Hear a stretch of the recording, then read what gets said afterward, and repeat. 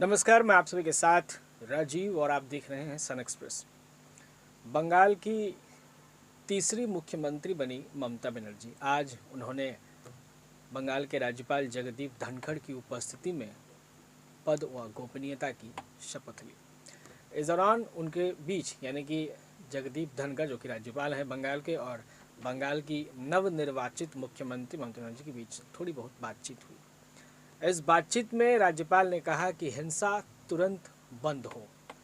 दीदी ने जवाब दिया कि अभी तक चुनाव आयोग के हवाले था बंगाल। जी हाँ, कुछ इस तरह की ही बातचीत हुई। ममता बनर्जी ने बुधवार को तीसरी बार बंगाल के मुख्यमंत्री पद की शपथ ली। शपथ ग्रहण में चौंकाने वाली बात रही राज्यपाल जगदीप धनखड़ की हिदायत और उस पर बंगाल की सीएम का रिएक्शन। शपथ ग्रहण के बाद धनखड़ ने ममता को समझाते हुए कहा कि राज्य में जारी हिंसा तुरंत बंद होनी चाहिए।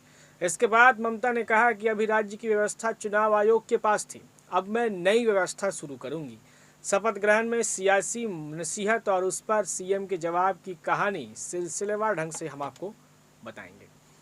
ममता बनर्जी सुबह करीब 10:30 बजे टाउन हॉल पहुंची। 10:45 के आसपास राज्यपाल जगदीप धनखड़ आए।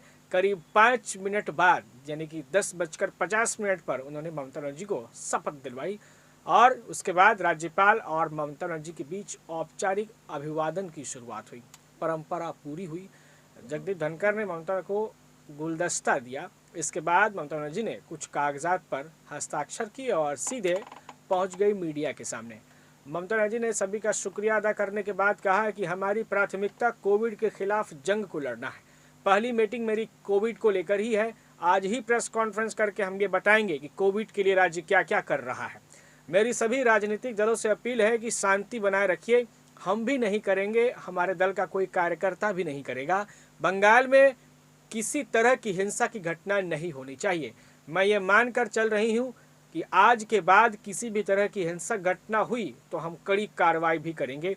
किसी भी व्यक्ति को क्षमा नहीं किया जाएगा। मैं शांति के पक्ष में हूँ। बंगाल में शांति थी और शांति रहेगी। इसके बाद माइक राज्यपाल जगदीप धनखड़ ने उठा लिया। उन्होंने कहा कि मैं आशा करता हूं कि ममता बनर्जी बंगाल में संविधान और कानून व्यवस्था के अनुसार शासन करेंगी। उम्मीद है कि ममता संविधान का मान रखते हुए काम करेंगी। बंगाल और देश इस वक्त जिस स्थिति में है उससे लोग परेशान हैं। इन हालात में हमारी प्राथमिकता इस निरर्थक हिंसा को बंद करना है। ये समाज पर बड़े पैमाने पर प्रभाव डाल रही है।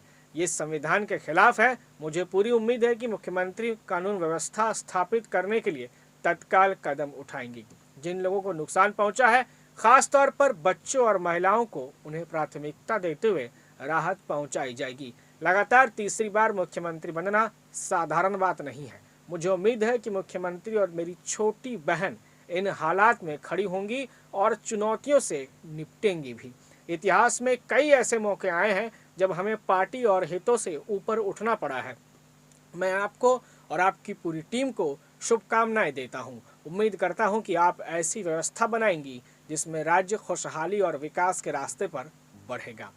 राज्यपाल ने अपनी बात खत्म की ही थी कि ममता बनर्जी ने फिर माइक उठा लिया। ममता ने कहा कि पिछले कुछ दिनों में बंगाल की व्यवस्था चुनाव आयोग के हाथ में थी। कानून व्यवस्था चुनाव आयोग के हाथ में थी। मुझे हिंसा के संबंध में खबरें मिली हैं। पिछले कुछ दिनों में जो घटनाएं हुई हैं उसका जिम्मेदार चुनाव आयोग है। हम भरोसा दिलाते हैं कि हम नई व्यवस्था बनाएंगे और बंगाल में किसी तरह की अब हिंसक घटनाएं नहीं होंगी। तो ये रही सिलसिलेवार ढंग से उन दोनों के बीच की बातचीत। हम उम्मीद करते हैं कि बंगाल शांत रहे, जिससे कि हम सभी शांति से निवास कर सकें। इसी तरह की तमाम खबरों की जानकारियों के लिए आप लगातार बने रहिए सन एक्सप्रेस के साथ। धन्यवाद।